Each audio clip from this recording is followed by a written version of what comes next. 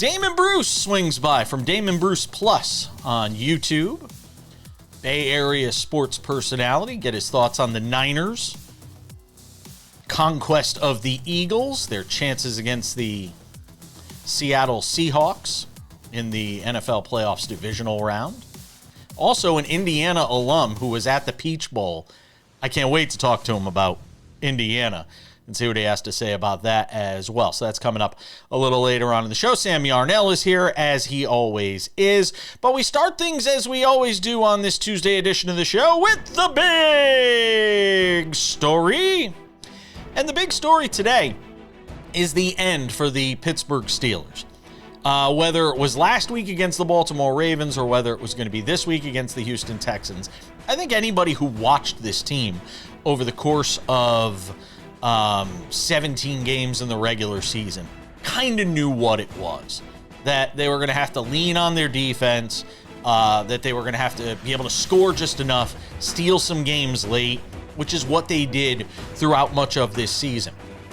But I don't know if anybody could have envisioned it coming to a crashing halt the way it did on Monday night to conclude the wild card round for the NFL, the way it did for the Pittsburgh Steelers against the Houston Texans. You know, in basketball, we've been watching the Lakers, who put up, good regular season numbers and, have 23 or 24 wins this year already and are a top 4, top 5 team in the West. But whenever they play younger, more athletic teams, they look really bad. And they're exposed for kind of what they are. And when they get to the postseason, at some point, they'll run up against one of those teams and likely get sent packing. That's kind of the Steelers. Whether it was going to be this week against the Texans, everything's matchup predicated when you get to the playoffs. You knew that at some point, the Pittsburgh Steelers were going to run into a team that was just going to simply run them off the road. And that was the Houston Texans, which is why when we talked about it, Sam and I, on the show last week, I said my heart is with the Steelers because we all want to see Aaron Rodgers go on some magical run in his final season. See if he could write that final chapter that a John Elway gets to write or a Jerome Bettis gets to write or even a Kobe Bryant scoring 60 in his final game for the Lakers gets to write. Walking off the biggest stage at the highest point and being able to ride off into the sunset. No matter what you think about Aaron Rodgers, he's had a Hall of Fame career, multiple-time MVP, a Super Bowl winner. You want to see it end right, if it can. And this was the worst kind of ending he could have possibly had, where he looked old, where he was constantly getting knocked on his backside, where he didn't have anybody to throw the football to. It's a sad ending in some regards, and I know sad is a relative term, and there's a lot of other things in the world, especially right now, that are a hell of a lot sadder. But from the sports standpoint, watching him walk off the stage last night with that, sort of disgruntled look on his face, that befuddled look like what just happened for the last 3 hours, that's not fun for me to watch, no matter what I think of Aaron Rodgers personally. I didn't enjoy that. Now, there's the Aaron Rodgers side of this, which, if you are a Steelers fan, hope that he wakes up out of the darkness a week or two from now, or whatever cave he goes into while doing his ayahuasca binges, and hope that he comes out and says, I'm good, I'm done, I said it was my final year, I feel strongly about that, I'm finished. And that he's not wanting to come back. And then hope that in the days ahead, and I don't think they have too many days to decide it because of the landscape of coaching free agency, hope that the Steelers step back, the Rooneys, Omar Khan, who is actually part of the problem, step back and say, you know what, Mike Tomlin, this has been a great run. Let's get in a room together, figure out a graceful exit here. And that's not because I think Tomlin is a bad head coach. I just think it's now time for the Steelers as an organization to retool this thing, rebuild this thing, tear it down to the studs. Every organization has to go through this and at some point decide, when are we going to do the tear down and proper rebuild? The Steelers haven't done it for almost a decade, and the results are obvious. 8 straight playoff losses for this organization. It's time to tear it down. And that's okay. There's nothing wrong with that. What would be wrong for this fan base, this loyal fan base, despite them booing and being disgruntled throughout parts of this season. They have a reason to be. If you watched what we watched throughout the season, and I watched enough Steelers football, you had reason to be disgruntled. But if you're this organization, say we're getting off the hamster wheel of mediocrity, and we're going to tear it down.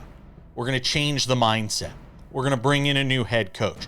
Look what happens when you eventually tear yourself away from being the franchise of running the football and ground and pound, and we're going to hit you in the mouth and punch you in the teeth. And look what happened when the Bears finally got the right quarterback and the right head coach. I'm not saying you're going to get that in your first go-around or second go-around trying to do this if you're the Steelers, by the way. You're not going to get it right. You'll be very fortunate if you do get it right the first time and get your next quarterback winds up landing and he's a stud. And your next coach combined with that quarterback, it's just magical and it works. That doesn't happen. Sometimes you've got to go through 5-6 years of darkness the way that the New England Patriots did. Under a great head coach in Bill Belichick. And again, what happened when they tore off the Band-Aid? They went with Gerard Mayo. Oh, that didn't work out for a year. And Drake May kind of, stumbled through his first year. Remember, they had the Mac Jones era. They had Cam Newton for a year. And then they get the right head coach, Mike Vrabel, combined with the right quarterback. Boom. They go from, 4 wins to 13 wins, whatever it is. It can happen, but it may not happen right away. And Steeler fans, you're going to have to accept that. You're going to have to deal with that. But you have to start that process now. Otherwise, you're just prolonging the period of suck, which is what's likely about to happen for a period of time here for the Pittsburgh Steelers. And that's okay. Very few organizations are fortunate enough to go from Brett Favre to Aaron Rodgers to Jordan Love. That doesn't happen. The Giants have been in the wilderness for how long? Eventually you come out of it for most of these well-run organizations, and the Steelers have been that for a long time. We'll talk more about the Steelers' loss to the Texans, what it means for the Texans going forward, what it means for the Steelers. Sam Yarnell will join us next.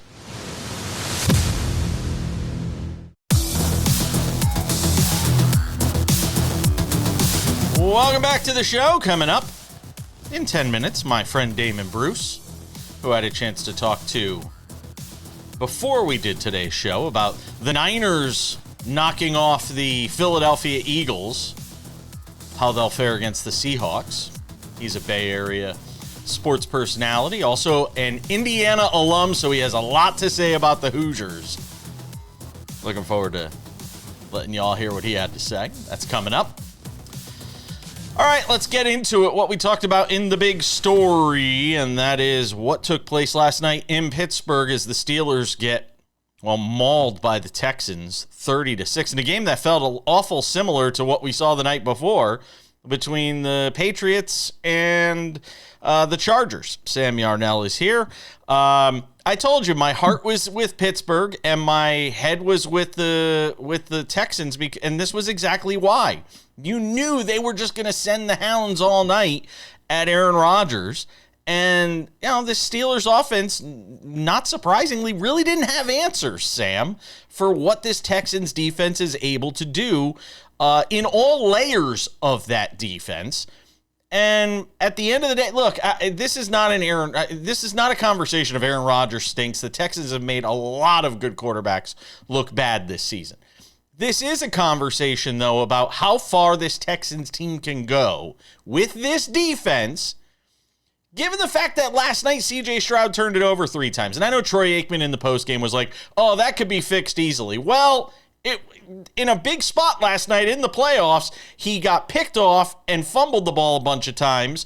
I mean, I'm not so sure those things can be fixed, but defense can cover a lot of ills and a lot of ugliness, Sam, on the offensive side. And their defense did that with 2 scores last night. Yeah, all that stuff you mentioned about C.J. Stroud, the multiple turnovers, the interception, all came. Also, let's not forget, Jason, against the 26th best defense in the NFL. Oh, yeah, the Texans offense looked, I mean, anemic is a gross understatement for what the Texans offense looked like last night against again, can't understate this, bad Pittsburgh Steelers defense. You and I saw this game very much the same. Our heart was with the Steelers because there was that, I think, growing thought in both of our heads that this could be it for Aaron Rodgers and this could be the last time we're watching a Hall of Famer grace an NFL gridiron. But at the same time, right, our head was telling us that the Texans were going to win this game, Jason. And I think it's because of something that we talked about on the show all season long. And quite frankly, I was very staunch in my preseason beliefs.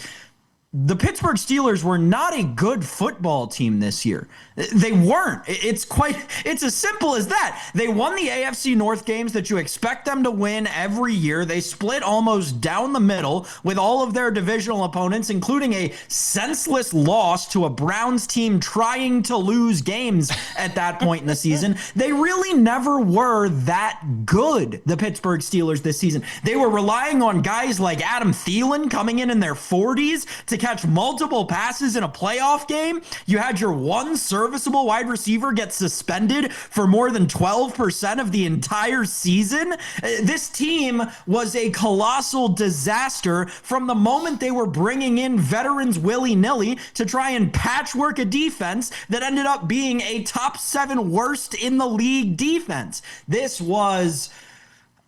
I know I said organizational malpractice. That feels like another gross understatement about this Pittsburgh Steelers team. This was a colossal letdown for the city, for the fan base that had been begging you to win games for what feels like a decade at this point, Jason. They find themselves in the same place they have for 8 straight trips to the playoffs. Yeah. And look, you know, as much as I talked about in the big story that this should be the end for Mike Tomlin, it should also be the end for Omar Khan, because he is the architect of what we've seen on the field here for this Steelers organization in recent years. And if you're going to make a change with regard to the head coach, you need to overhaul this whole thing. You need to get off the treadmill, you know, the hamster wheel of mediocrity that the Pittsburgh Steelers have been on in, you know, again, 8 straight playoff losses for this team. And it's not to say I don't think Mike Tomlin's a bad coach.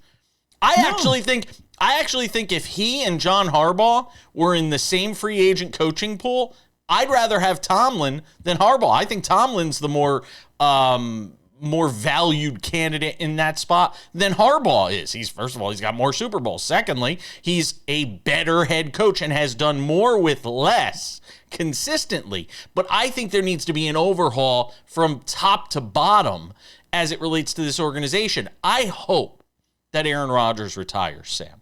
Not because I don't think he can't play anymore, but because I think one more year of this is just extending out how long it's going to take to do this rebuild. I talk about the Golden State Warriors as the example all the time of what happens when you drag out a rebuild. Don't drag this out. Let's just tear off the Band-Aid in Pittsburgh. You've had all these trips to the playoffs. You've won division titles. You've got your Super Bowls. There's going to be a transition period. These things happen. You know, the Patriots went through 6 years in the wilderness. Now look at where they are. You can rebuild it fairly quickly, but you have to be committed to that rebuild. That means Aaron Rodgers, bye-bye, enjoy retirement, whatever cave you want to go sit in. And Mike Tomlin, good luck finding a job somewhere else. Somebody's going to want to hire you. Go on your merry way. Here's my thing about Aaron Rodgers. I completely agree with you. He needs to retire. However, I disagree with you. I think that he can't play in the NFL anymore. I think that I watched Mac Jones start multiple weeks in the NFL this season, and he was much better than Aaron Rodgers was, right? To me, it feels like Aaron Rodgers, the entire situation around him and whether or not he comes back at this point, it's very simple. He needs to make the choice not to come back for the sake of the sport and for the sake of the fans. If he chooses to come back at this point, he's only doing it for himself so he can have his own stupid little retirement tour. If he cares about football at all, he'll realize that there are about a dozen quarterbacks who can perform as a starter better than him, and he'll let the fans enjoy better football next season. I think there's a dozen quarterbacks in the league that can play better than him, but do I think he's still good enough to be a starter in the league? I do. I think he's actually still good enough to be a starter, Sam. I don't think the problem is I don't think he makes sense with this team because he's at the stage of his career with while he's still got the arm strength and can do all that. I think the problem is there wasn't a good enough complement of players around him. You just talked about all the problems this roster had. That's part of the problem. Yes, he liked the culture and he likes Mike Tomlin and it's not the dysfunctional Jets. It's a different kind of dysfunction, though. It's a different kind of dysfunction in that it's been the same thing being trotted out there in terms of personnel for the last several years. You've got 5 seconds if you want to say something, because I just left you with that. No? Okay. Damon Bruce to talk about the Niners and Indiana football. Sam will be back later.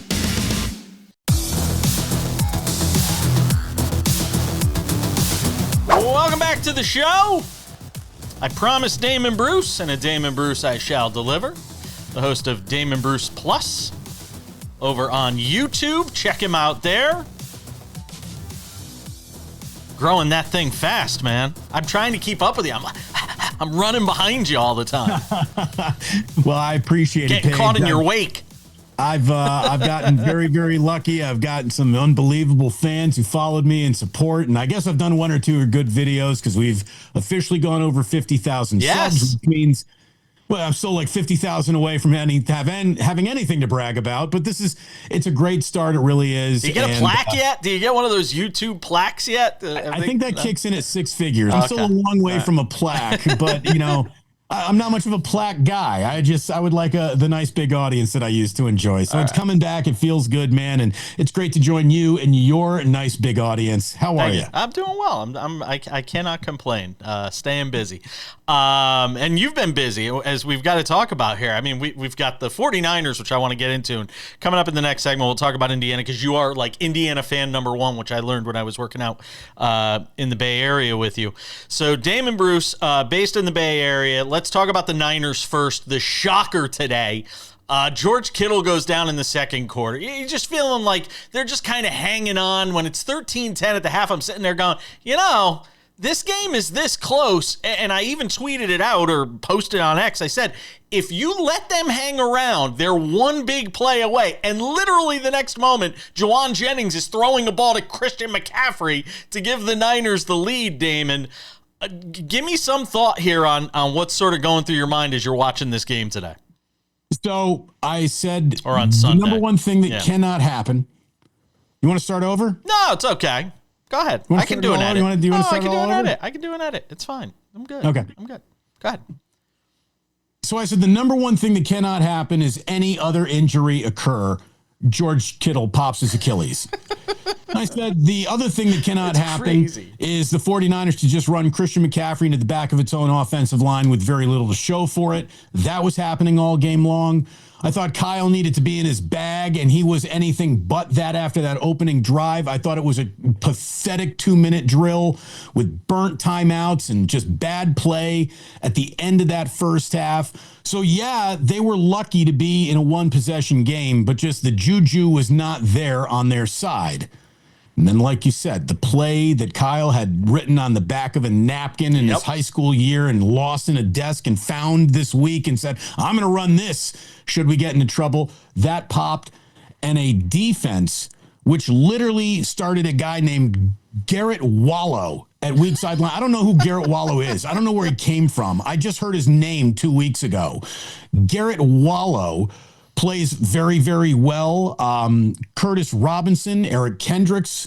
This is not Patrick Willis. This is not Fred Warner. This is not Nick Bosa. These are guys that are practice squad guys, basically. It's like the scene in Major League where you're like, who are these guys? Who are these guys? And it comes out of absolutely nowhere. An incredible play, balled their fist, threw it at the Eagles. And I don't ever want to hear the discussion like, well, Jalen Hurts has a Super Bowl, therefore he's a better quarterback than Brock Purdy. No, he isn't. One of the single best players the 49ers had in the game was A.J. Brown, who actively helped the 49ers win that game with all of his drops. He is a donkey for being a hell of a receiver. That guy's a donkey, and his attitude's terrible. And that guy helped the 49ers into the win column big time. He was one of their best defenders because he defended himself. He couldn't catch a cold on his home field.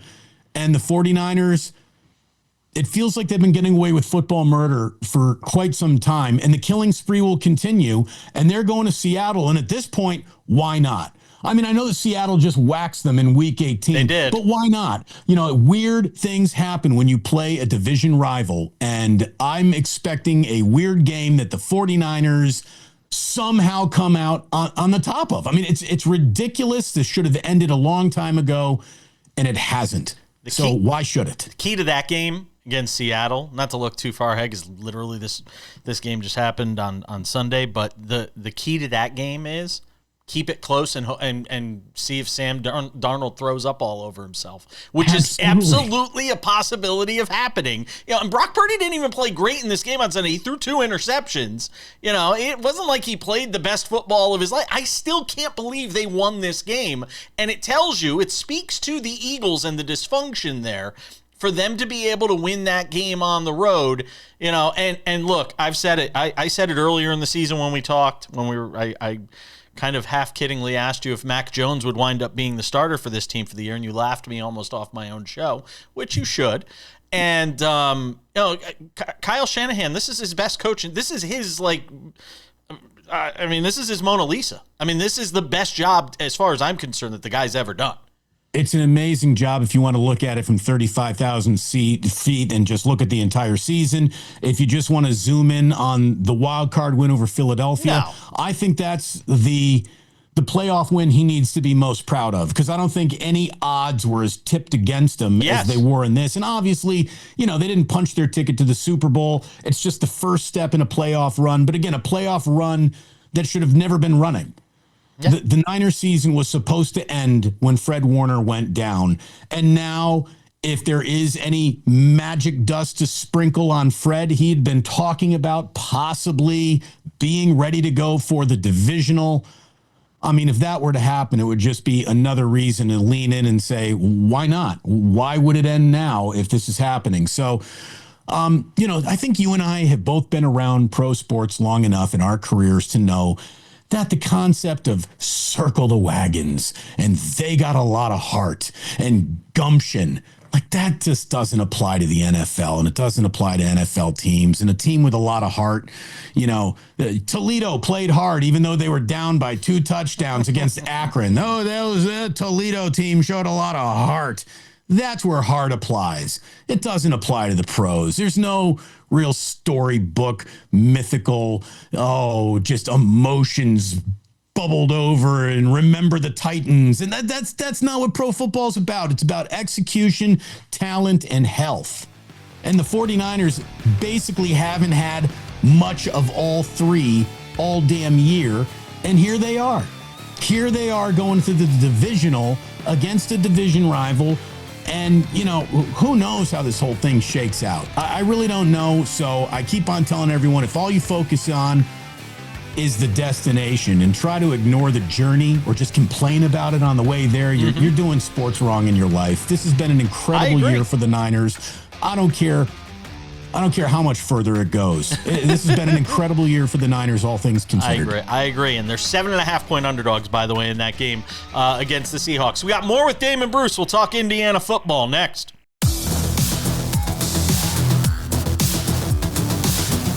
Let's do one more segment with Damon Bruce. I could do a whole show with this guy. He's so easy. So easy to work with. The Damon Bruce behind Damon Bruce Plus, which you can watch over on YouTube. Go and subscribe. After you subscribe to the SportsWrap with Jason Page YouTube channel, subscribe to the Damon Bruce Plus YouTube channel. Double down. Double down. Do it both. Let's talk about Indiana. You were at the game. You were at the Peach Bowl, where they absolutely... do you want a souvenir? Here you go. I even bought the shirt to prove that I was there. Absolutely. Unbelievable. And you should buy the shirt. And you know what? You are a guy that was an Indiana fan where they were horrible when I was at Indiana, I graduated in 97. Kirk Cignetti is 25-2. There's no way Indiana won 25 games over the 4 years that I was at Indiana. Not even close. Not even close. This is Paige. I'm not trying to be a prisoner of the moment, and I'm not trying to be biased about sports analysis when I say things like this. When Indiana wins the national championship, no, don't do that in Miami, it will finish the single greatest sports story in the history of telling stories about sports. And I say with confidence, dude, I am not going to be shy about bragging what my own eyes are telling me about. I think Carson Beck isn't accurate at all. I think Indiana is going to take advantage of him. Miami has size and speed and talent. The Hoosiers are a football team that just deals with that. Everywhere they go, every game they play, they just beat Alabama and Oregon by like 60-something points combined. It's insane. You're kind of answering the question that I was actually going to ask before I asked it, which is for a team that's been the underdog for so long, now they're in the prohibitive favorite sort of category. I was reluctant. I was reluctant to say anything. I'm not a cocky Indiana football fan. How could you be? I think it's cocky to say that this is going to happen. One is an undefeated 1 seed that has literally written the standard of college football excellence for the entire season, is doing things that only Yale and Princeton teams did in the 1800s in terms of outscoring opponents when only 2 schools played football, really. And there's no reason to be hat in hand humble about a team that is steamrolling blue blood powerhouses all of sports the time. Can make you humble, though, Damon. I mean, we've seen it happen. This stuff happens. And stuff does happen. Stuff does happen. There's something to be said for Miami. Happened in Miami. Here's my argument. Banged up. I just think Indiana has an on paper advantage that is just, it's undeniable. Here's my argument for Miami, though. Some teams come together late. And this team feels like, with everything that took place, everybody's saying they don't belong. Notre Dame belongs in before you. Texas belongs in before you. With all of that, I think there's something special going on with that team. Now, look, on paper, I agree with you. Indiana should win this game handedly. They're 8.5-point favorites over on FanDuel. If you want to go check that out. Not that you can in California, because California sucks when it comes to sports betting. But that's another topic for another time. I mean, look, they should win, but you just put a little pressure on them. They haven't had a lot of that. When was the last game? When was the last game? Or be cocky about Indiana, anything. It's nuts. But I just saw it. And I just saw a skinning alive of. Here's the thing. I thought the national championship game was the Peach Bowl. I thought if Oregon came out of that, they were going to be the national champions. I think the Big Ten's been the best conference all year. I'm not here to crap on the ACC. Miami, it's story, it's history. They do have a home game, but I'm going to tell you right now that I just saw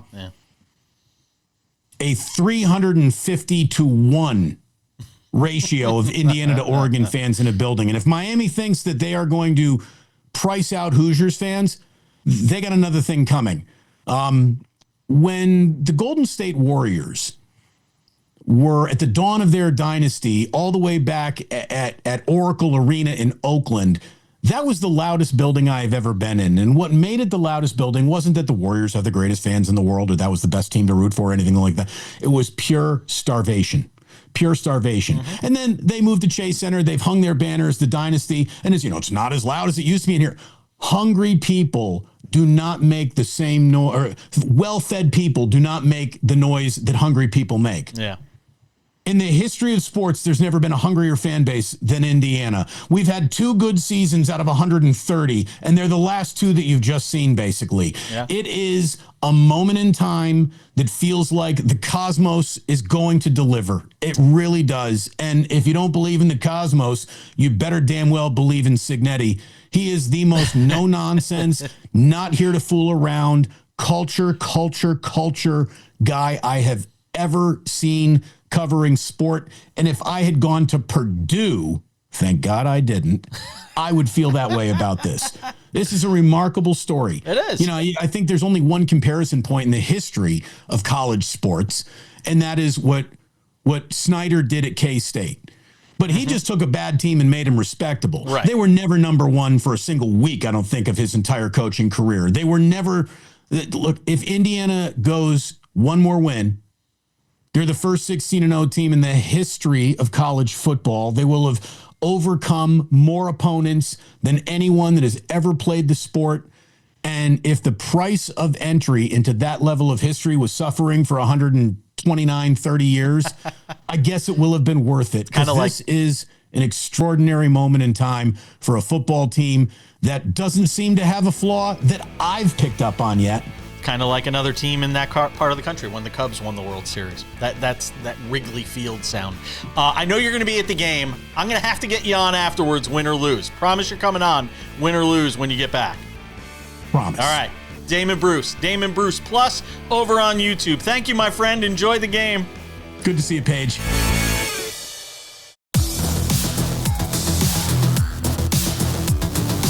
Welcome back to the show. Thanks to Damon Bruce for hanging out with us. Always love getting his insights. I aspire to have a background that looks like his, by the way. It's one of the best backgrounds in all of television. It's just perfect. The lighting. I look like a ghost on television. I'm white as a ghost. It's terrible. Sam, you're not all that tan either, but you're more tan than me. So,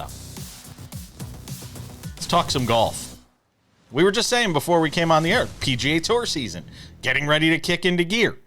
And as we lay this down in that context, this news from the PGA yesterday rather surprised me, with them announcing a pathway back for Brooks Koepka, who's taking that pathway, along with 3 other LIV golfers that have a pathway to return to the PGA Tour after paying significant fines and not being able to get into the equity share of what the tour has going on for several years, or not being able to take part in the FedEx Cup this year, the 2026 FedEx Cup. But Brooks Koepka, and we knew this was coming when he left LIV Golf. As much as this was about wanting to spend more time with his family, his wife recently having had a miscarriage, which is an unthinkable tragedy to go through, we knew that Brooks Koepka was going to apply for reinstatement with the PGA Tour, which he did. And now he's going to get to come back, and he's not going to have to wait. It's not going to be waiting 6 months. It's not going to be, waiting a year. He's coming right back, and he'll be playing pretty soon in California, Sam. So what was it all for then? That was part of what went through my mind as I read this yesterday. And what I come away with, Sam, is this. Everybody is admitting they need each other. The PGA Tour is admitting we're not as good without Bryson. We're not as good without Brooks. We're not as good without these stars of our sport that are playing in this, renegade league. And the golfers themselves, I think, are starting to figure out, and Bryson might be the next shoe to drop. His contract is up. I think he's starting to figure out the same thing, Sam, that, we all kind of need each other in this.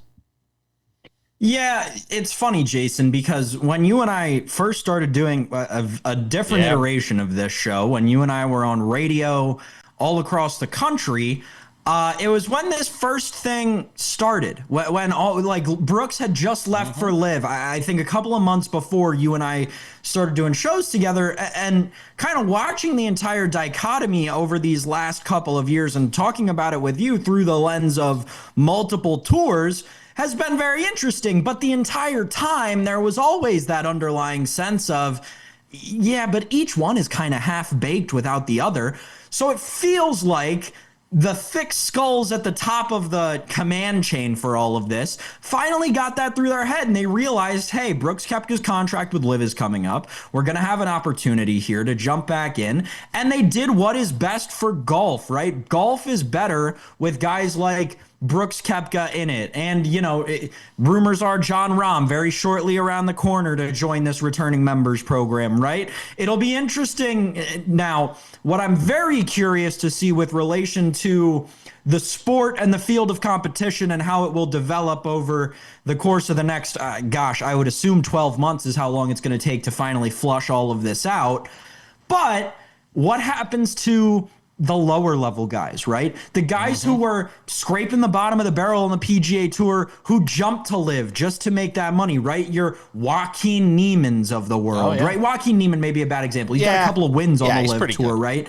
And a top 10 finish in a major. But that said, right, we're talking about Brooks Koepka, 5-time major winner, John Rahm, 2-time major winner. I don't know what this returning members program looks like when we're talking about guys who don't regularly compete in top 10s in majors, aren't always playing on Sunday at Augusta. That's where this becomes a little gray to me, Jason. Yep. And I feel like there is still a little bit of danger for the golfers and the sport laced into that a little bit. Brooks Koepka will make his debut at the Farmers Insurance Open. The way this whole thing works is this one-time return, and this is where it also gets tricky. This is a one-time returning member program that the PGA Tour board put together and they approved and had player insight on and all of that. It only applies to players who have won a major or the Players' Championship since 2022. Now, why is that interesting, Sam? Because you know who hasn't done any of that? The founding father of LIV. Yep. And I'm not talking about Greg Norman. I'm talking about Phil Mickelson. Yep. Phil Mickelson left out in the cold. The PGA Tour is making it very clear. Phil, you are not welcome back. Do not pass go. Do not collect $200. You're not coming back. The penalty is a $5 million contribution to a charity that the tour will help decide. And again, no access to FedEx Cup bonus money in 26. No sponsor exemptions to the $20 million signature events. And no equity grants in the PGA Tour for the next 5 years. And again, what does that matter to Brooks Koepka? He just made $1 zillion over on LIV. The equity grant thing is, from what I've read, it seems like the equity grant thing is the big kick because he's got generational wealth. Right. Again, we're talking about him losing. I think the number I saw was like between $6 and $20 million to Brooks Koepka. He's made that well over, multiple times over in his career. But, it is good, right? Objectively, you have to agree. It is good that they're penalizing them. I agree. But here's a quick question. The last 30 seconds. If you are Scotty Scheffler, are you happy to see if all of these real big stars return? Or would you rather they stay away so you can win more? If I'm Scotty, I'm happy because I'm the type of guy who breeds competition. I need other good golfers around me. I agree. I think he's happy too. Because a lot of people have cast doubt on this reign of his because of the fact that those golfers are over there and not here. That's a good point. Odds and ends are next.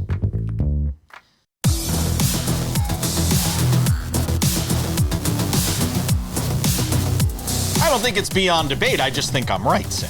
That's all. We were just having a debate off the air about something that we're going to get into here. Welcome back. Before we go, a couple of reminders. First of all, if you haven't already done so, make sure to subscribe to the Sports Wrap with Jason Page podcast, available on all your favorite podcasting platforms: Spotify, Apple Podcasts, YouTube Podcasts, iHeartRadio, TuneIn, Odyssey, Amazon. Anywhere you get a podcast, you can listen to this show Monday through Friday. All those podcasting platforms and more have it. Make sure to do that. We also have the Sports Wrap with Jason Page YouTube channel. This is the place for all things Sports Wrap. The Monday through Friday TV version of the show is available there. Commercial free, 45 minutes there for you. And pro tip, it's actually there before it's available on television every single day.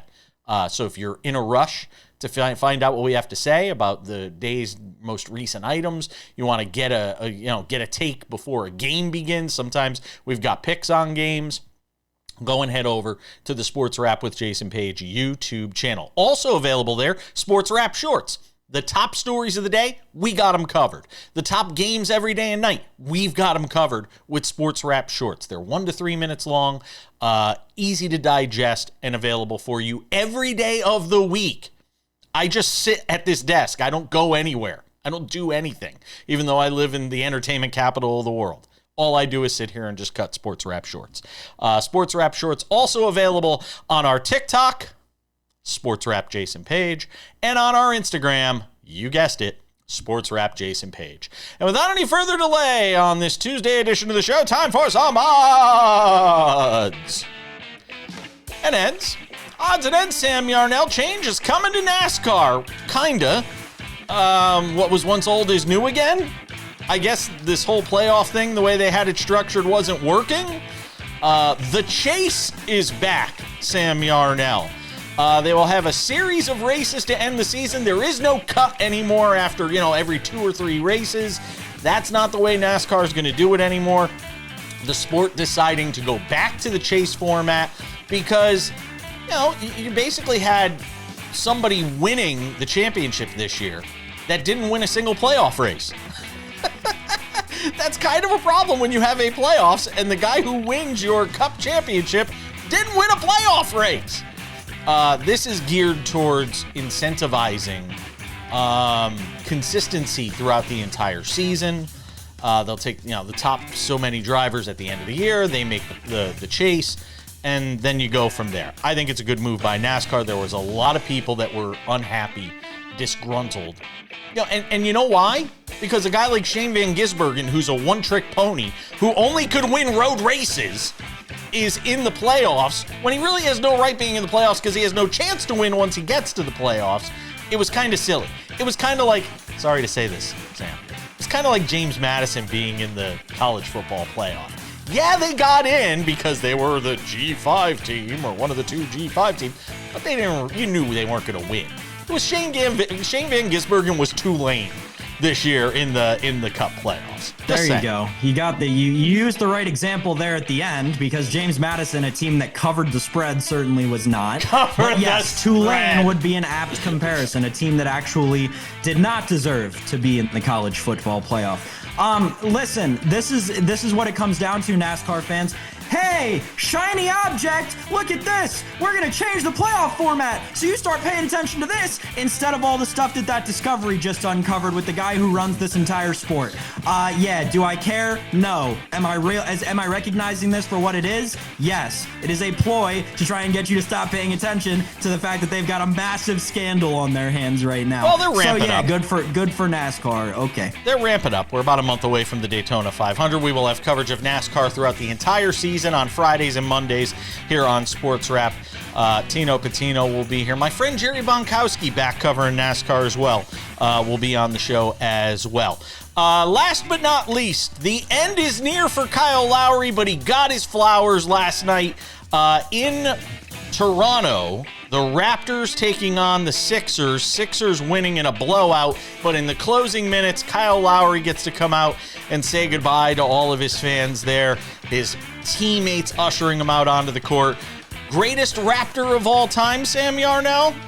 Yes, he is. This is what we were debating Page. Off air, by the way, for people at home. This is what we were debating off air. But go ahead, say who you think the greatest Raptor of all time is, and then I'll prove my age. Maybe it's the most notable Raptor. Maybe there's a difference. Because if I went up to 10 basketball fans and said, when I say the name Toronto Raptors, what is the first name you think of? I guarantee you more than half would say Vince Carter. And see, if I went up to 10 basketball fans my age and said Vince Carter, I guarantee you more than half, the first thing out of their mouths, like mine, would be Atlanta Hawks. What? Because that's who I think of. Vince Carter was that guy, obviously, during the beginning of my life, who bounced around from the Grizzlies to the Hawks to the Suns, I think, at one point. Like, Vince Carter, I associate with being like the Josh Johnson of the NBA. No! He's that guy who played Octavio everywhere. Dotel. He made the playoffs with every team. Why don't you just call him Octavio Dotel? I mean, see, you know who I would say before the Hawks, if I were saying it? The Brooklyn Nets, and actually the New Jersey Nets. The New Jersey Nets. Because he was that's a good one. He was playing at Brendan Byrne Arena. With Jason Kidd. At the Cont. And I said Continental Airlines Arena back in the day. Continental Airlines, rest in peace. We barely knew you. Sam probably wasn't even alive when Continental Airlines was still around. We got to go. Thanks to Damon Bruce. Thanks to you, Sam Yarnell. We'll see you all back here on Wednesday for more Sports Wrap. Bye. Hi there. I'm Jason Page. You like what you're watching? Subscribe. We've got Sports Wrap shorts on this channel. We've got the show. We've got clips from the show. What else do you have to do? You probably follow a lot of other things that aren't half as exciting as this show is. So what are you waiting for? Click the subscribe button, follow the channel, watch the content. Bye.